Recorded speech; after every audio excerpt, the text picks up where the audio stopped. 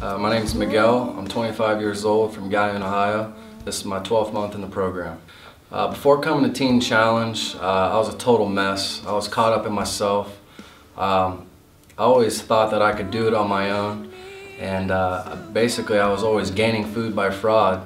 It always tasted sweet, but always ended up with a mouthful of gravel. I always wanted to get money the easy way, the fast way, whatever was enticing to my flesh, I was all for it.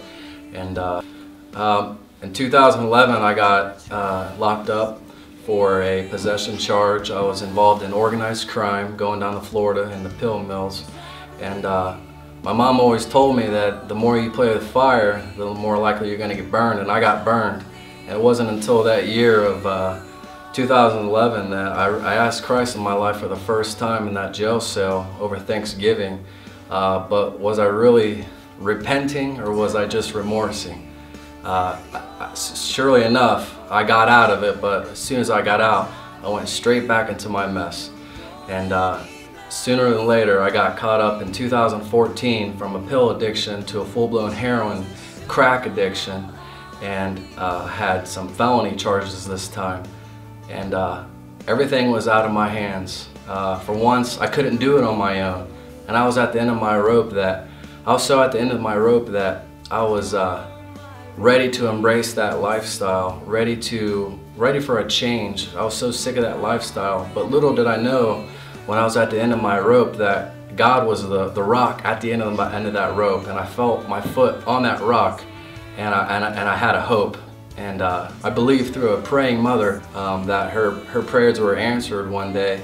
When I was in that jail cell, I was embracing 2 years to being in prison. And sure enough, God works in mysterious ways, and they let me go the next day.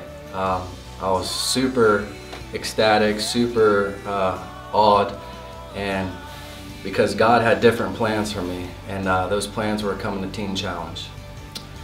And since I've been in Teen Challenge, my eyes has been opened, and I'm learning that, you know, like I said, I can't do this on my own. And I need God for everything that I do, and every day that I walk on this earth, that I need His energy, I need His strength, and being here, I was forced to deal with my inside.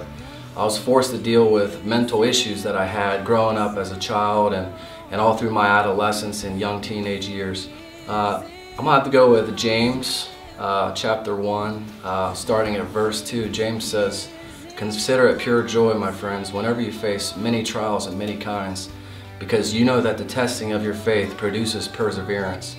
And you have to let perseverance finish its works so that you may become mature and complete in all you do, and not lacking anything. And if you lack anything, all you have to do is ask God, who gives so generously without finding fault. And when you ask, you must believe and not doubt. He says, for the one who doubts is like a wave of the sea, blown and tossed by the wind. That person should not expect to receive anything from the Lord, and such a person is double-minded and unstable in all they do."